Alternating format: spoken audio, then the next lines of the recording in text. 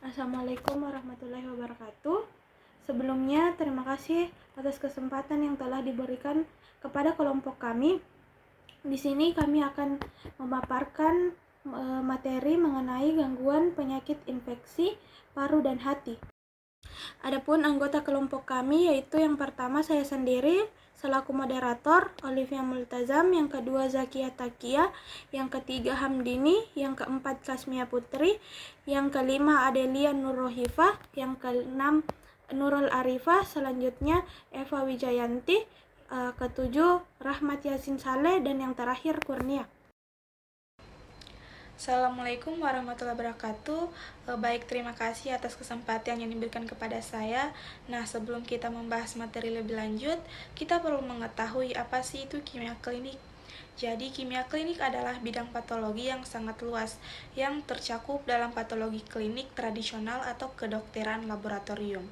Kimia klinik atau biokimia klinik adalah bidang khusus patologi klinis yang melibatkan analisis kuantitatif cairan tubuh untuk tujuan diagnostik dan terapeutik.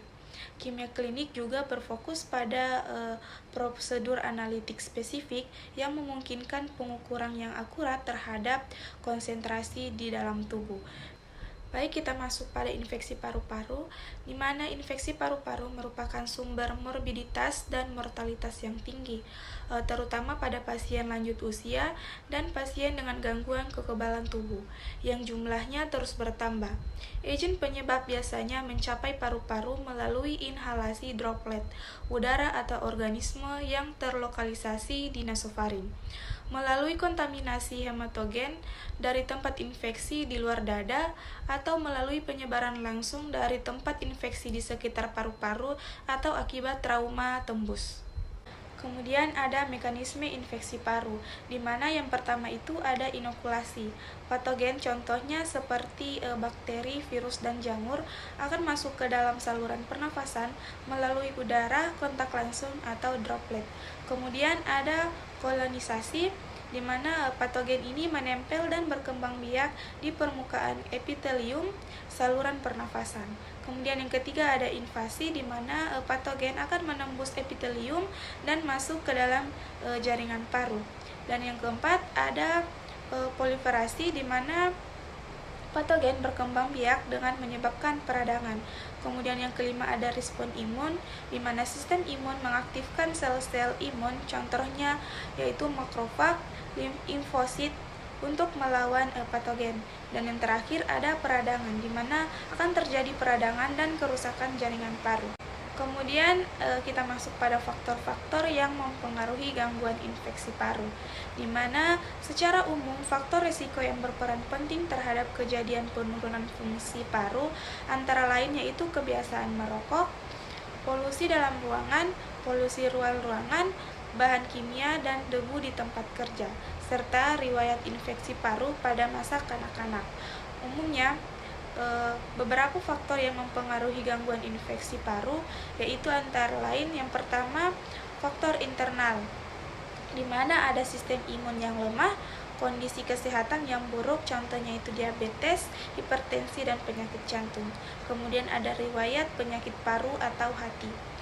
Kemudian yang kedua itu ada faktor eksternal, di mana paparan polusi udara dan lingkungan, merokok atau paparan asap rokok, kemudian ada konsumsi alkohol yang berlebihan, kemudian ada infeksi paru, virus atau jamur, dan kualitas air dan makanan yang buruk, serta kurangnya aktivitas dan stres dan kelelahan. Kemudian ada faktor infeksi, di mana yang pertama itu bakteri, contohnya tuberkulosis dan pneumonia. Kemudian ada virus yaitu influenza dan COVID-19. Kemudian yang ketiga ada jamur, contohnya itu aspergillosis dan histoplasmosis. Dan yang keempat itu ada parasit, contohnya itu malaria dan toxoplasmosis.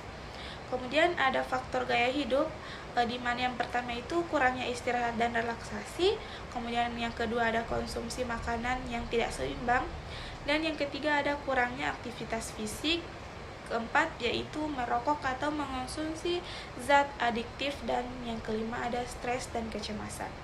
Kemudian ada juga faktor lingkungan yang mencakup polusi udara dan air, kualitas lingkungan yang buruk, paparan radiasi, perubahan iklim, dan kepadatan penduduk. Dan yang terakhir yaitu ada faktor kesehatan, di mana meliputi penyakit kronis, contohnya itu penyakit diabetes dan hipertensi. Kemudian itu ada penyakit autoimun, yang ketiga ada penyakit kanker, dan yang keempat ada penyakit hati. Contohnya itu penyakit sirosis dan hepatitis. Dan yang terakhir ada penyakit paru, di antaranya itu asma dan COPD. Baik, mungkin itu saja yang dapat saya sampaikan. Kurang dan lebihnya mohon dimaafkan, saya kembalikan kepada moderator. Baik, terima kasih atas kesempatan yang telah diberikan. Perkenalkan, nama saya Kurnia dengan NIM D1B3240884 akan melanjutkan pemaparan materi dari rekan kelompok saya.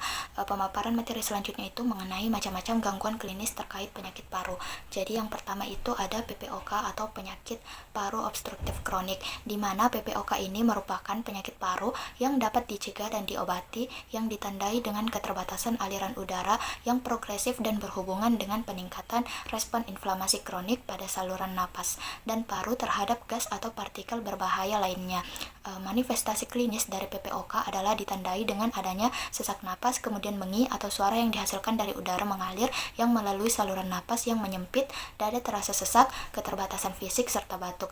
Adapun penyebab dari PPOK ada banyak sekali, salah satunya yaitu yang pertama ada asap rokok yang merupakan prevalensi tertinggi penyebab gejala respirasi dan gangguan fungsi paru. Yang kedua ada polusi udara, terdapat berbagai macam partikel dan gas yang terdapat di udara sekitar yang dapat menjadi penyebab terjadinya polusi udara. Ukuran dan panjang partikel akan memberikan efek yang berbeda terhadap timbul dan beratnya PPOK, sehingga polusi udara terbagi menjadi beberapa macam. Yang pertama yaitu polusi di dalam ruangan, contohnya seperti asap rokok, asap dapur yang dapat berasal dari kayu, arang, kompor, dan lain-lain. Kemudian polusi di luar ruangan seperti gas buangan yang berasal dari kendaraan dan debu jalanan.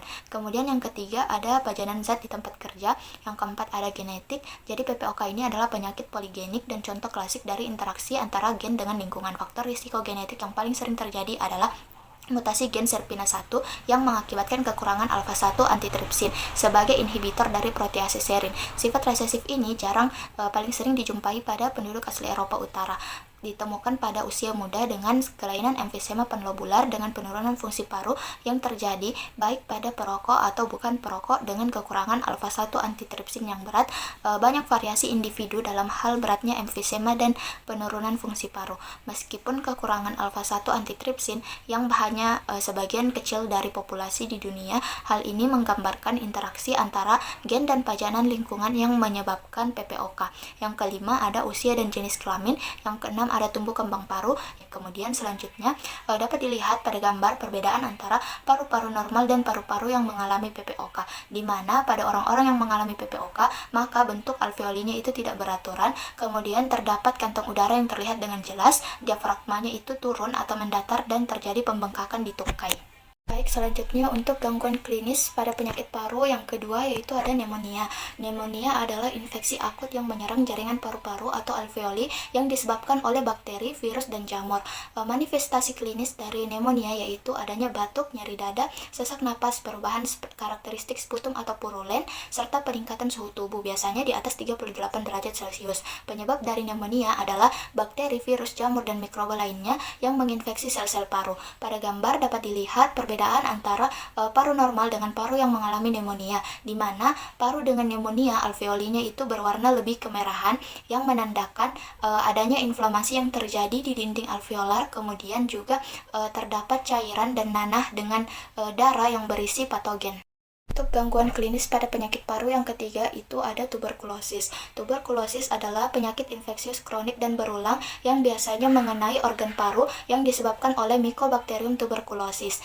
Gejala umum yang timbul dari tuberkulosis ini adalah batuk berdahak selama 2 minggu atau lebih, kemudian batuk yang dialami biasanya disertai dengan sesak napas, badan lemas, nafsu makan menurun, berat badan menurun, malaise, berkeringat di malam hari tanpa kegiatan fisik, serta demam lebih dari 1 bulan. Penyebab dari tuberkulosis pada paru adalah penyakit menular yang disebabkan oleh Bacillus Microbacterium tuberculosis tipe humanus. Bakteri ini berbentuk batang, memiliki dinding lemak yang tebal, tumbuh lambat, tahan terhadap asam dan alkohol, sehingga sering disebut basil tahan asam atau BTA. Bakteri ini memasuki tubuh manusia terutama melalui paru-paru, namun juga dapat melewati kulit, saluran kemih, dan saluran makanan. Pada gambar ditunjukkan perbedaan antara paru normal dengan paru yang terinfeksi tuberkulosis. Infeksi tuberkulosis ini awalnya terjadi di bagian lobus kanan atas, kemudian plak awal yang terjadi di lobus kanan atas akan berkembang dan berlanjut membentuk lubang, lalu akan terbentuk banyak rongga dan erosi bronkial seperti pada gambar yang diakibatkan oleh Mycobacterium tuberculosis. Selanjutnya yaitu pemeriksaan laboratorium atau kimia klinik dalam menunjang diagnosa penyakit paru. Yang pertama itu ada analisis gas darah atau EGD atau arterial blood gas atau EBG, adalah tes untuk mengukur kadar oksigen, karbon dioksida, dan tingkat asam basa atau pH di dalam darah. Yang kedua, pemeriksaan hemoglobin dan hematokrit, merupakan tes darah yang dilakukan untuk mendeteksi kelainan sel darah merah. Jadi hemoglobin ini adalah protein dalam sel darah merah yang membawa oksigen, sedangkan hematokrit adalah persentase sel darah merah dalam darah dengan tujuan untuk mendeteksi anemia, dehidrasi, atau kondisi medis lain yang mempengaruhi darah. Kemudian yang ketiga ada pemeriksaan ureum dan kreatinin, adalah pemeriksaan laboratorium untuk mengetahui fungsi ginjal. Pemeriksaan ini dilakukan dengan mengukur kadar ureum dan kreatinin dalam darah atau urin. Ureum dan kreatinin adalah zat yang seharusnya dibuang oleh ginjal, sehingga apabila kadarnya yang meningkat di dalam darah maka menunjukkan terjadinya penurunan fungsi ginjal. Yang keempat ada pemeriksaan sputum atau kultur dahak, merupakan pemeriksaan yang dilakukan untuk mendeteksi bakteri atau jamur yang menyebabkan infeksi pada saluran pernapasan atau paru-paru. Pemeriksaan ini dapat dilakukan dengan mengambil sampel dahak yang dibatukan pasien atau melalui bronkoskopi. Pemeriksaan yang kelima yaitu pemeriksaan C-reaktif protein atau CRP, adalah tes darah yang mengukur kadar protein C-reaktif dalam darah untuk mendeteksi peradangan dan infeksi dalam tubuh. Pemeriksaan ini dapat membantu untuk menemukan atau memantau peradangan, menentukan apakah peradangan akut atau kronis, mengetahui apakah obat antiinflamasi bekerja, memantau kesehatan jantung, serta memastikan tidak ada infeksi sekunder setelah operasi atau cedera berat. Yang keenam, pemeriksaan leukosit atau sel darah putih atau WBC, adalah pemeriksaan yang dilakukan untuk menghitung dan mengidentifikasi jenis leukosit dalam darah. Yang ketujuh yaitu pemeriksaan elektrolit serum atau panel elektrolit, adalah tes darah yang mengukur kadar elektrolit dalam darah, yang termasuk elektrolit adalah garam dan mineral yang terdapat dalam darah seperti natrium, kalium, klorida, bikarbonat, kalsium, magnesium, dan fosfat. Kedelapan yaitu pemeriksaan interferon gamma release assays atau IGRA, adalah tes darah yang digunakan untuk mengidentifikasi infeksi bakteri penyebab tuberkulosis atau TB. Tes ini dianjurkan untuk dilakukan pada orang yang suspek menderita TBC, baik TB paru maupun luar paru. Yang kesembilan yaitu pemeriksaan prokalsitonin atau PCT, adalah tes darah yang mengukur kadar prokalsitonin dalam darah untuk mendeteksi infeksi bakteri, sepsis, dan kondisi medis yang terkait dengan peradangan bakteri.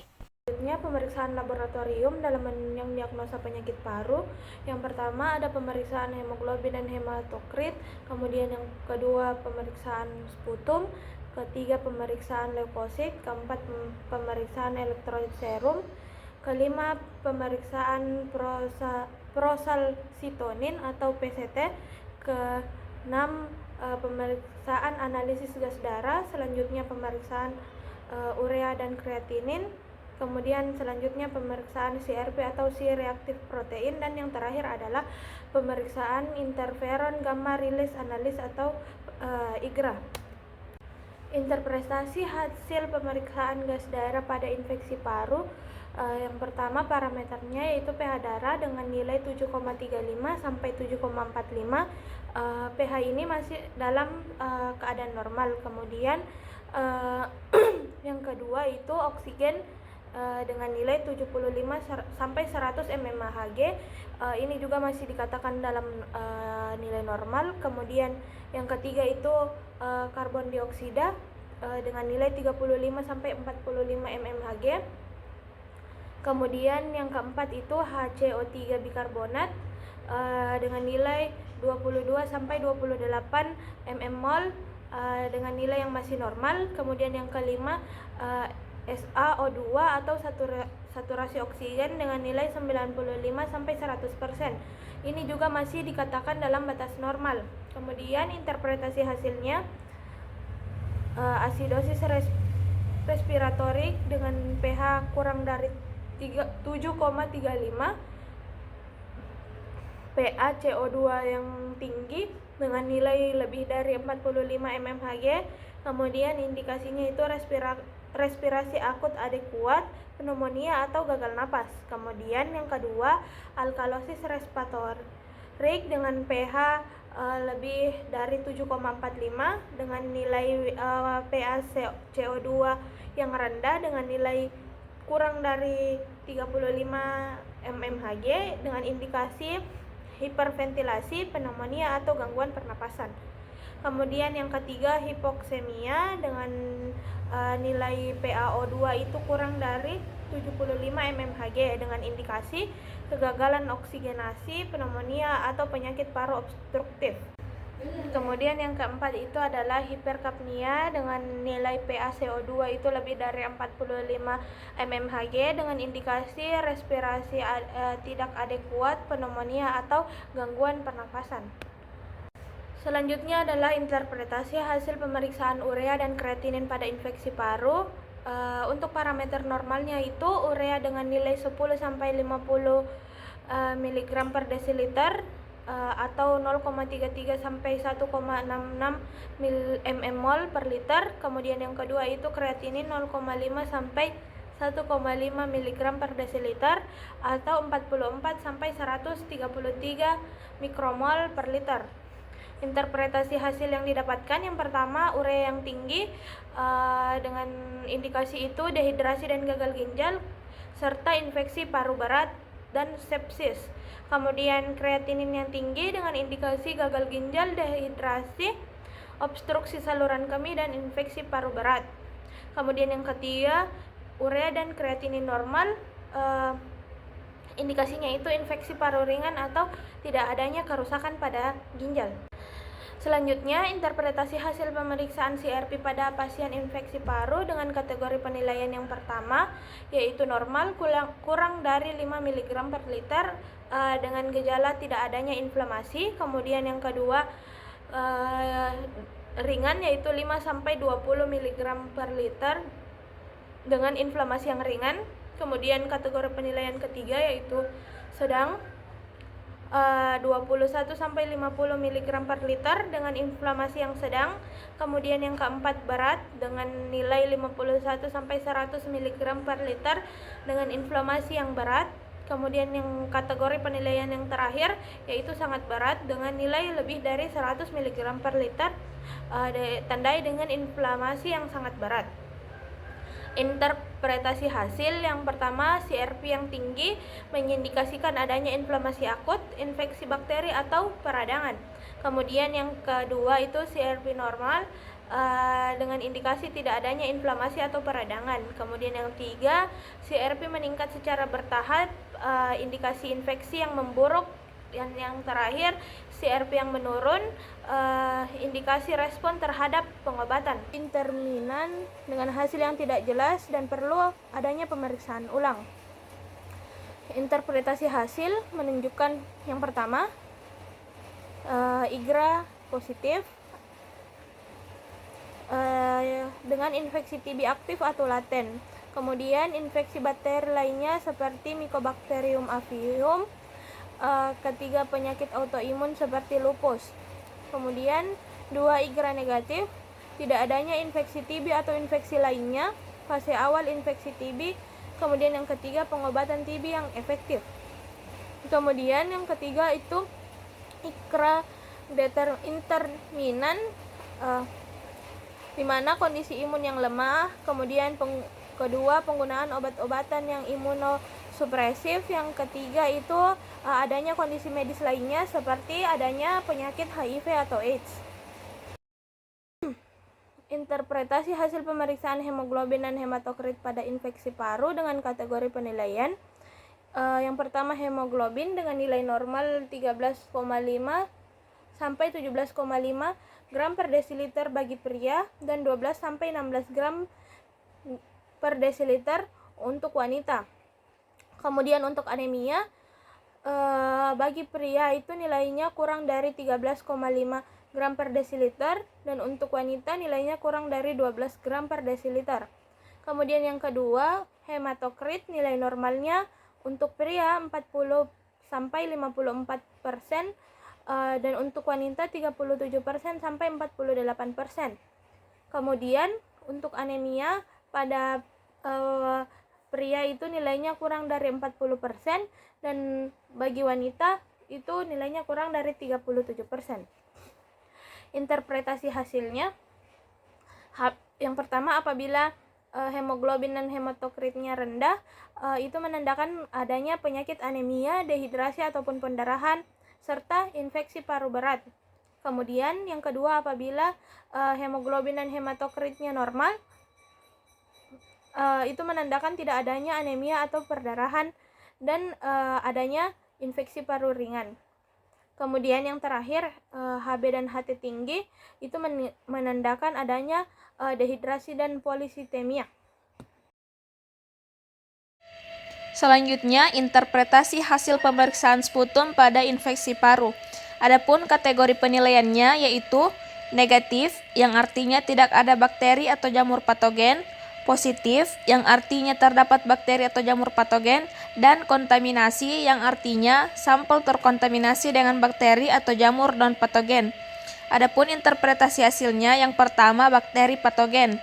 Terdapat Streptococcus pneumonia untuk penyakit pneumonia, bakteri Haemophilus influenza untuk bronkitis dan pneumonia, Staphylococcus aureus untuk pneumonia dan abses, dan Mycobacterium tuberculosis untuk TB.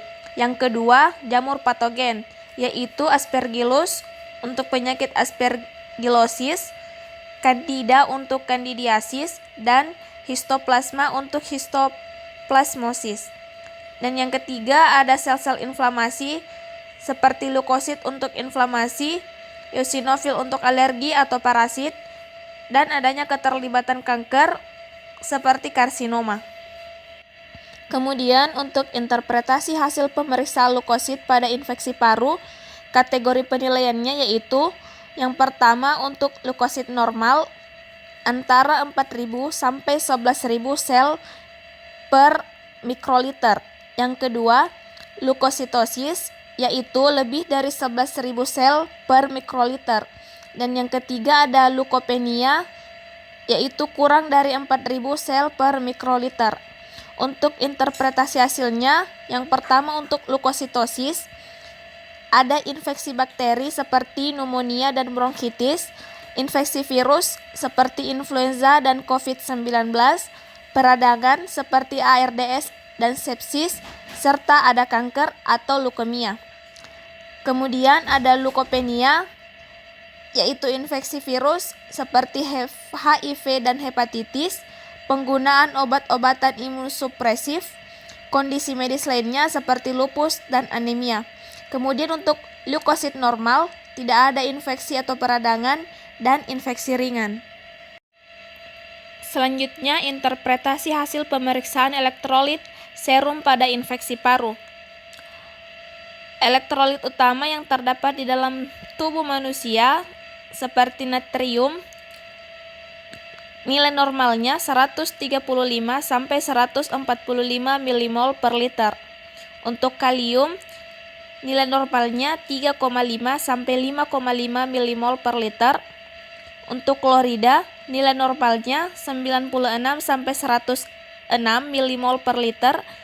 Untuk kalsium, nilai normalnya 8,5 sampai 10,5 mg per desiliter. Dan untuk fosfat, nilai normalnya 2,5 sampai 4,5 mg per desiliter. Kemudian untuk interpretasi hasilnya, untuk kategori dehidrasi, natrium dan klorida tinggi serta kaliumnya rendah. Untuk asidosis, kaliumnya tinggi, natrium dan klorida rendah. Untuk alkalosis, kalium rendah, natrium dan klorida tinggi. Untuk gagal ginjal, kaliumnya tinggi, natrium dan klorida rendah. Serta untuk infeksi paru berat, elektrolit tidak seimbang, terutama kalium dan natriumnya. Kemudian interpretasi hasil pemeriksaan prokalsitonin atau PCT test pada infeksi paru. Untuk kategori penilaiannya, negatif, kurang dari 0,25 Ng per mililiter, artinya tidak ada infeksi bakteri. Ringan, 0,25 sampai 0,5 Ng per mililiter, artinya infeksi bakteri ringan. Untuk sedang, 0,5 sampai 2 Ng per mililiter, artinya infeksi bakteri sedang. Untuk berat, 2 sampai 10 Ng per mililiter, artinya infeksi bakteri berat. Dan untuk kategori penilaian kritis, nilainya di atas 10 Ng per mililiter, artinya infeksi bakteri kritis atau sepsis. Adapun interpretasi hasilnya, PCT tinggi diindikasikan infeksi bakteri seperti pneumonia, sepsis, dan ARDS. Untuk PCT rendah, artinya tidak ada infeksi bakteri atau infeksi virus. Untuk PCT meningkat, diindikasikan infeksi bakteri yang memburuk, serta untuk PCT yang menurun, indikasinya respon terhadap pengobatan. Untuk materi selanjutnya yaitu pemeriksaan penunjang diagnosa untuk infeksi paru. Adapun pemeriksaan yang dapat dilakukan seperti pemeriksaan spirometri, ronsen dada atau CT scan, dan bronkoskopi. Assalamualaikum warahmatullahi wabarakatuh. Baik, terima kasih atas kesempatan yang diberikan kepada saya. Di sini saya akan melanjutkan materi. Ya baik, kita masuk pada interpretasi hasil pemeriksaan spirometri. Masuk ke parameter spirometri. Yang pertama itu ada FVC atau Forced Vital Capacity.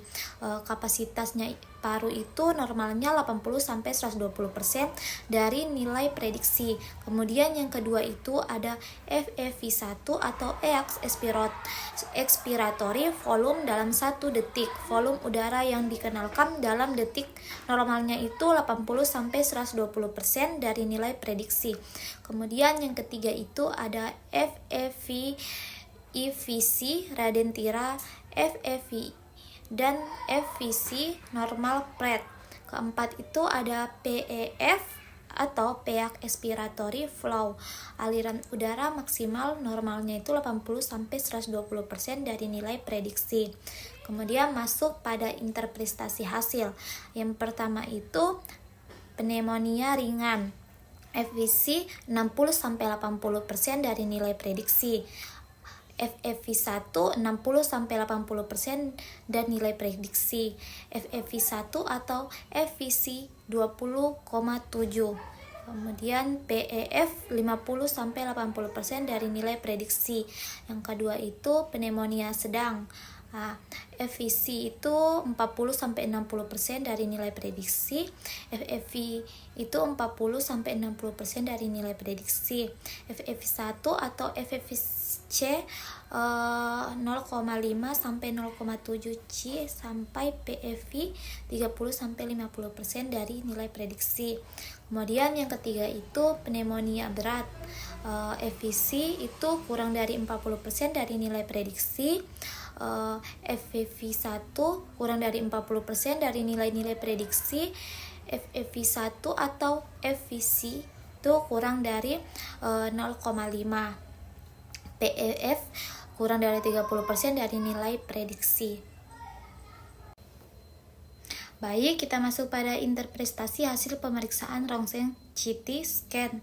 Kategori penilaian 1 normal. Tidak ada kelainan pada paru. Kedua, ringan, kelainan ringan pada paru, misalnya infiltrat ringan. Ketiga, sedang, kelainan sedang pada paru, misalnya infiltrat sedang, konsolidasi. 4, berat, kelainan berat pada paru, ini konsolidasi luas abses. Kemudian masuk pada interpretasi hasil berdasarkan lokasi. Yang pertama itu ada lobus atas, TB, pneumonia atau kanker paru. Kedua, lobus bawah, pneumonia, bronkitis atau abses. Ketiga, hilus, kanker paru, TB atau limfoma.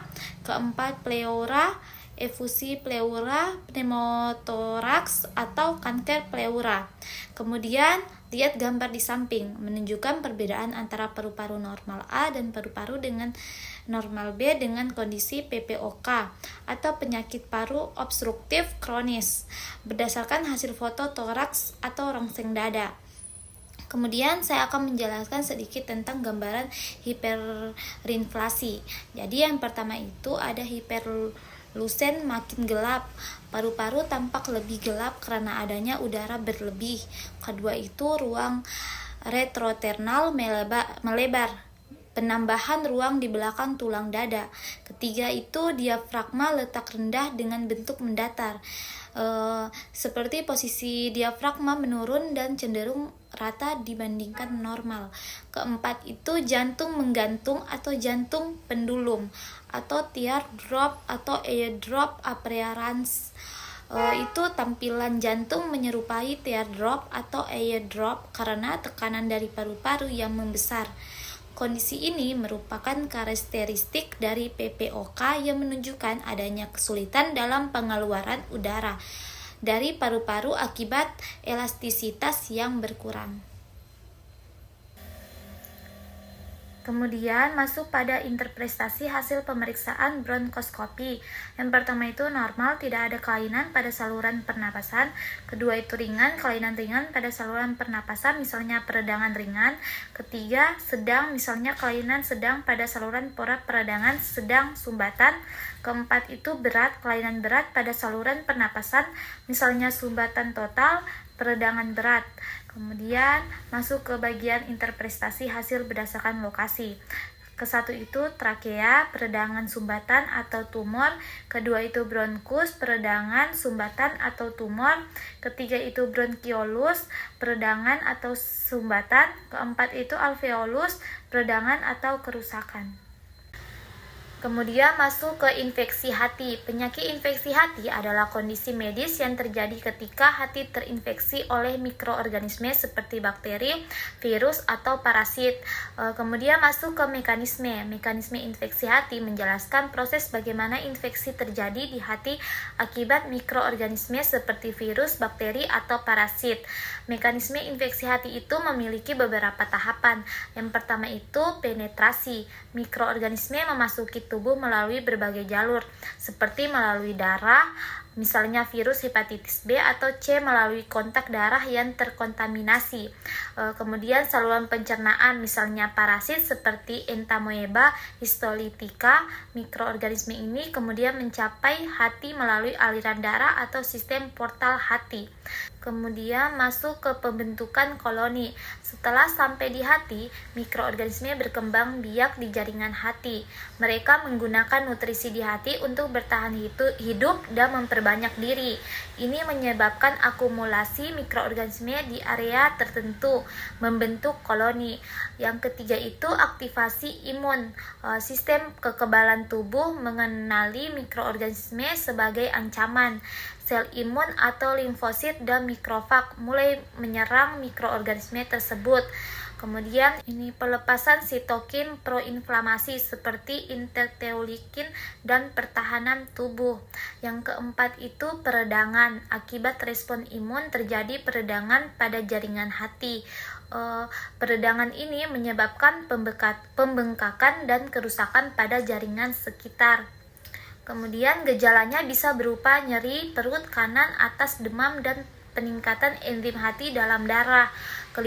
Kelima itu kerusakan sel hati. Jika peredangan berlangsung lama atau sangat berat, kerusakan terjadi pada sel-sel hati atau hepatosit. Hal ini bisa menyebabkan fibrosis, sirosis, atau bahkan kegagalan fungsi hati dalam kasus kronis seperti hepatitis B atau C. Kerusakan ini dapat berkembang menjadi kanker hati. Baik, masuk pada faktor-faktor yang mempengaruhi infeksi hati. Faktor-faktor ini terbagi menjadi dua. Yang pertama itu faktor intrinsik, yaitu ada umur, usia dapat mempengaruhi risiko infeksi hati, terutama pada usia dewasa. Kemudian ada jenis kelamin, perbedaan jenis kelamin dapat mempengaruhi risiko infeksi hati. Kemudian kondisi kesehatan umum dapat mempengaruhi risiko infeksi hati. Kemudian yang kedua itu faktor intrinsik. Yang pertama itu ada paparan virus seperti hepatitis B, virus atau HBV, dan human immunodeficiency virus HIV dapat meningkatkan risiko infeksi hati. Kedua itu Kontaminasi tanah, air, dan tanaman dengan bahan radioaktif dapat meningkatkan risiko infeksi hati. Ketiga itu infeksi nosokomial atau infeksi yang dihasilkan dari tindakan pelayanan kesehatan dapat meningkatkan risiko infeksi hati pada sel-sel hati atau hepatosit. Kemudian hal ini bisa menyebabkan fibrosis, sirosis, atau bahkan kegagalan fungsi hati. Dalam kasus kronik seperti hepatitis B atau C, kerusakan ini dapat berkembang menjadi kanker hati. Terima kasih, saya kembalikan ke moderator. Baiklah, selanjutnya saya akan memaparkan materi tentang macam-macam gangguan klinis terkait penyakit hati. Yang pertama di sini ada sirosis hati. Nah, sirosis hati didefinisikan sebagai kondisi rusaknya organ hati dengan terbentuknya fibrosis atau jaringan parut yang diakibatkan karena adanya penyakit liver yang berkepanjangan. Adapun manifestasi klinis untuk sirosis hati ini memiliki tanda dan gejala yang berbeda untuk masing-masing penderitanya. Temuan umum yang dapat ditemukan pada penderita sirosis hati, contohnya jaundice atau ikterus, atau kulit dan mata berwarna kuning. Ada nodular liver yang diakibatkan oleh regenerasi yang tidak teratur, tampak lemah, kelelahan, mual, penurunan berat badan, dan penurunan nafsu makan. Selain itu, sirosis hati dapat disebabkan karena infeksi hepatitis virus oleh virus hepatitis B dan hepatitis C, penyalahgunaan alkohol, inflamasi akibat penumpukan lemak, obat-obatan, autoimun hepatitis, kolangitis sklerosis primer, dan sirosis biliar primer. Nah, dapat dilihat dari gambar di sini, di mana untuk penderita sirosis hati, ukuran hatinya itu dapat membesar atau mengecil. Kemudian untuk permukaannya, hati di sini terlihat kasar dan tidak rata. Juga terdapat jaringan parut pada hati. Selanjutnya adalah penyakit hepatitis. Nah, hepatitis merupakan salah satu penyakit hati yang dapat menular dan menyerang siapa saja tanpa memandang usia. Hepatitis sendiri merupakan inflamasi yang terjadi pada hati yang dapat menyebabkan kerusakan pada sel-sel hati dan gangguan fungsi hati. Untuk manifestasi klinisnya, gejala umum dari penyakit hepatitis yaitu demam, nyeri pada perut, hilang nafsu makan, dan penyakit kuning. Untuk penyebabnya, hepatitis dapat disebabkan karena adanya peradangan pada sel hati oleh infeksi virus hepatitis A, B, C, D, dan E. Untuk ciri-ciri hati penderita hepatitis yaitu memiliki pembesaran hati, perubahan warna hati menjadi kecoklatan atau kehijauan. Kemudian ada hepatomegali yang merupakan kondisi pembesaran hati yang melebihi ukuran normalnya. Kondisi ini merupakan gejala gangguan pada hati atau organ yang terkait dengan hati, seperti kantong empedu. Hepatomegali disebabkan oleh infeksi virus terutama hepatitis A, hepatitis B, dan hepatitis C. Infeksi virus lain misalnya mononukleosis, infeksi dari organ lain seperti tipes atau demam tifoid, abses hati atau kista hati, penyakit perlemakan hati akibat minuman beralkohol atau NASH, tumor, kanker hati, atau penyebaran kanker dari organ lain ke hati, dan gangguan atau penyakit darah seperti leukemia, limfoma, atau anemia hemolitik. Kemudian untuk manifestasi kliniknya berupa sakit perut, terutama di bagian kanan atas, perut terasa penuh, mual dan muntah, perut terlihat membesar, nyeri otot, lemas, hilang nafsu makan, penurunan berat badan, dan kulit, mata menguning. Dapat dilihat di sini pada gambar perbedaan antara liver yang sehat dan liver untuk penderita hepatomegali yang ditandai dengan pembesaran hati yang dapat diraba. Materi selanjutnya yaitu pemeriksaan laboratorium kimia klinik dalam menunjang diagnosa penyakit hati. Ada banyak pemeriksaan laboratorium yang dapat dilakukan. Di antaranya, pemeriksaan alanin transmirase atau ALT dan aspartat transminase atau AST yang dilakukan untuk mengevaluasi kerusakan sel hati. Pemeriksaan bilirubin untuk mengevaluasi fungsi hati dalam memproses bilirubin. Pemeriksaan albumin untuk mengevaluasi fungsi hati dalam memproduksi protein, dan pemeriksaan globulin untuk mengevaluasi respon imun tubuh. Untuk lebih jelasnya akan dipaparkan pada slide berikut. Perkenalkan, nama saya Sakia Takia dengan NIM D1B324099. Nah, di sini saya akan menjelaskan tentang interpretasi hasil pemeriksaan ALT atau alanin transaminase pada infeksi hati. Nah, di sini saya akan menjelaskan tentang nilai normalnya, kategori penilaiannya, dan interpretasi hasilnya. Yang pertama saya jelaskan yaitu nilai normalnya. Nah, untuk dewasa yaitu 0 sampai 40 unit per liter atau 1 per liter. Kemudian untuk anak-anak 0 sampai 50 unit per liter. Nah, selanjutnya yaitu kategori penilaiannya. Yang pertama yaitu normal dari 0 sampai 40 unit per liter atau tidak ada kerusakan hati.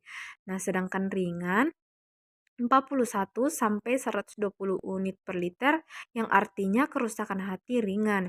Kemudian sedang dari nilai 121 sampai 240 unit per liter artinya kerusakan hati sedang. Sedangkan berat dari nilai 241 sampai 1000 unit per liter artinya kerusakan hati berat. Sedangkan sangat berat lebih besar dari 1000 unit per liter artinya kerusakan hati sangat berat. Nah, untuk selanjutnya yaitu interpretasi hasilnya. Nah, yang pertama yaitu ALT meningkat menyebabkan kerusakan sel hati, infeksi virus hepatitis, sirosis atau keracunan obat. Kemudian yang kedua yaitu ALT sangat tinggi menyebabkan kerusakan hati akut, infeksi hepatitis B atau C atau keracunan obat berat. Kemudian yang ketiga yaitu ALT stabil, kondisi hati stabil tetapi perlu pemantauan. Kemudian ALT menurun, artinya pemulihan fungsi hati atau respon terhadap pengobatan. Kemudian selanjutnya yaitu interpretasi hasil pemeriksaan AST atau aspartat transaminase pada infeksi hati. Nah, untuk nilai normalnya yaitu dari dewasa 0 sampai 40 unit per liter atau satuan per liter. Kemudian anak-anak 0 sampai 50 unit per liter. Kemudian kategori penilaian yang pertama yaitu normal dari nilai 0 sampai 40 unit per liter atau tidak ada kerusakan hati. Kemudian yang kedua yaitu ringan dari nilai 41 sampai 120 unit per liter artinya kerusakan hati ringan. Kemudian yang ketiga yaitu dari sedang dari nilai 121 sampai 240 unit per liter atau kerusakan hati sedang. Sedangkan berat dari nilai 241 sampai 1000 unit per liter artinya kerusakan hati berat. Kemudian sangat berat lebih besar dari 1000 unit per liter artinya kerusakan hati sangat berat. Kemudian selanjutnya itu interpretasi hasil. Yang pertama, AST meningkat menyebabkan kerusakan sel hati, infeksi virus hepatitis, sirosis atau keracunan obat. Kemudian yang kedua yaitu AST sangat tinggi menyebabkan kerusakan hati akut, infeksi hepatitis B atau C atau keracunan obat berat. Kemudian yang ketiga yaitu AST stabil, kondisi hatinya stabil tetapi perlu pemantauan. Sedangkan yang keempat yaitu AST menurun, pemulihan fungsi hati atau respon terhadap pengobatan. Kemudian yang selanjutnya yaitu interpretasi hasil pemeriksaan bilirubin pada infeksi hati.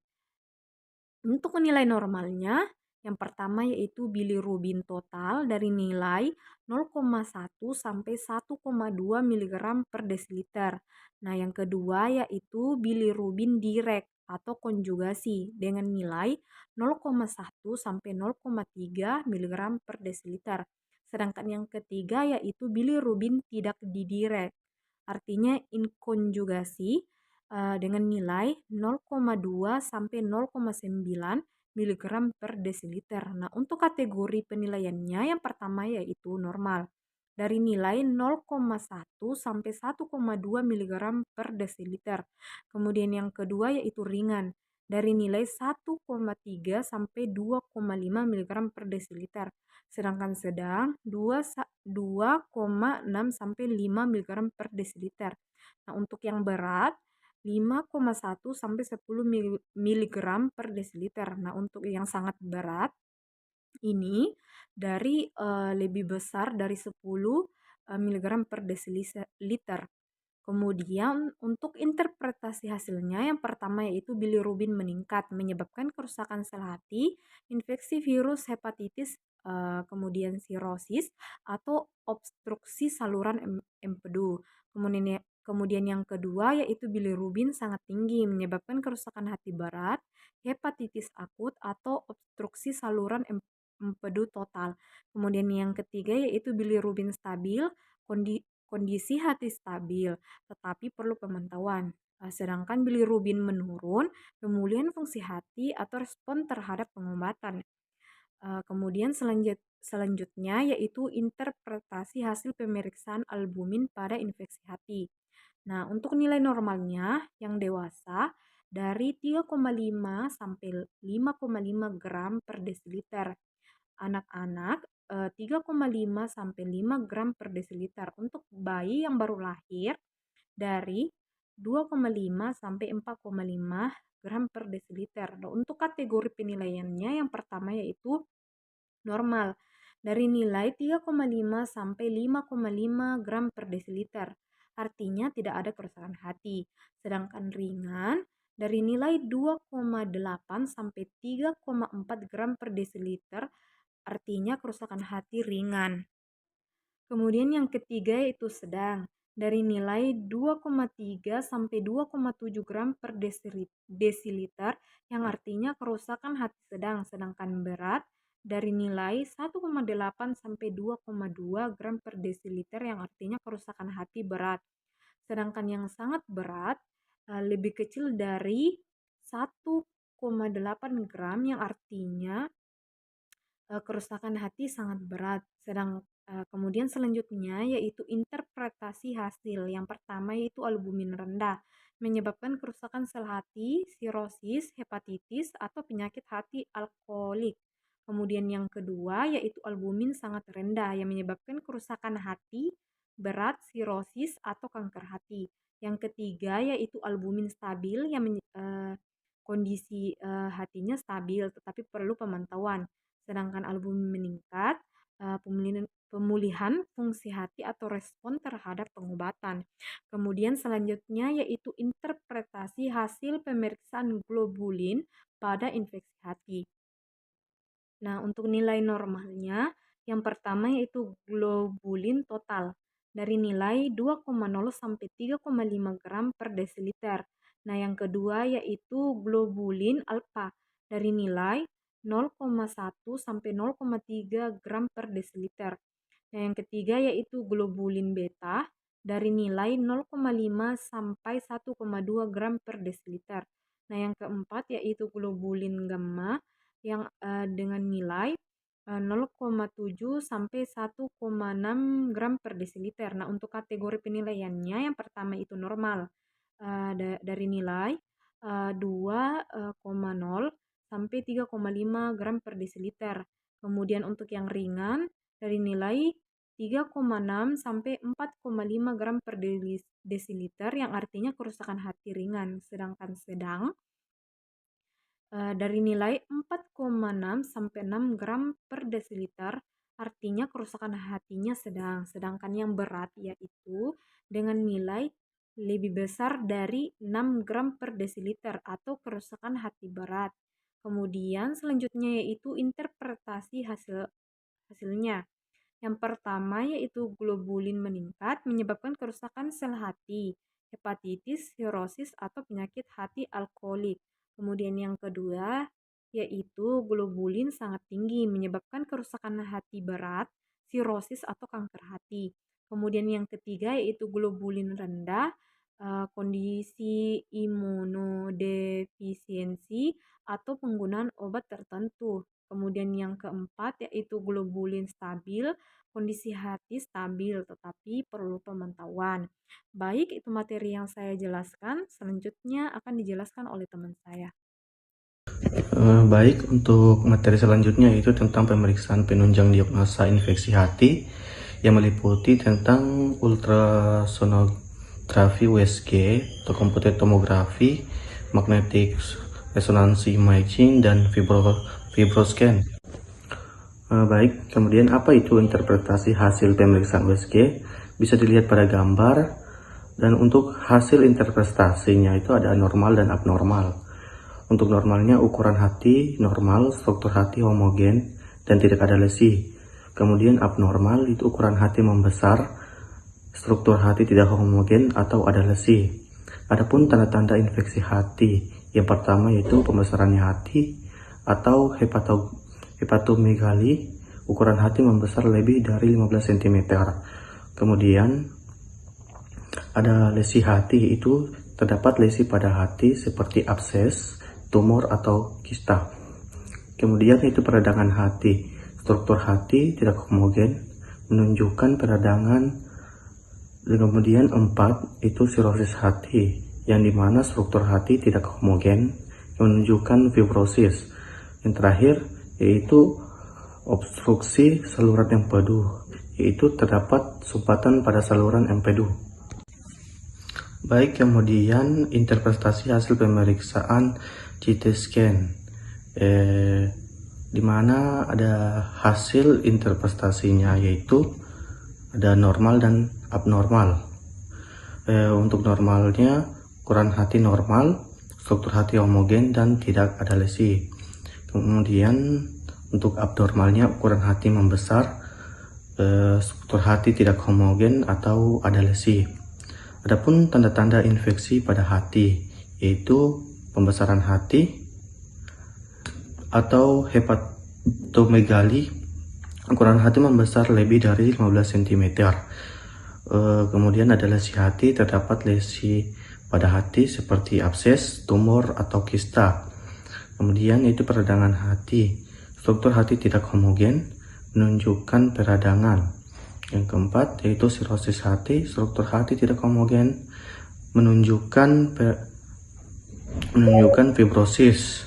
Yang kelima yaitu obstruksi saluran empedu, yaitu terdapat sumbatan pada saluran empedu. Kemudian ada abses hati, terdapat kumpulan nanah pada hati. Yang terakhir yaitu kanker hati, terdapat tumor ganas pada hati.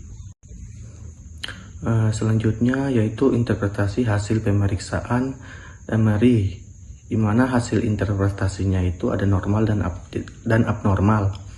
Untuk normalnya ukuran hati normal, struktur hati homogen, dan tidak ada lesi. Untuk abnormalnya ukuran hati membesar, struktur hati tidak homogen atau ada lesi. Adapun tanda-tanda pada infeksi hati, yang pertama yaitu pembesaran hati, hepatomegali, ukuran hati membesar lebih dari 15 cm. Lesi hati, terdapat lesi pada hati seperti abses, tumor, atau kista.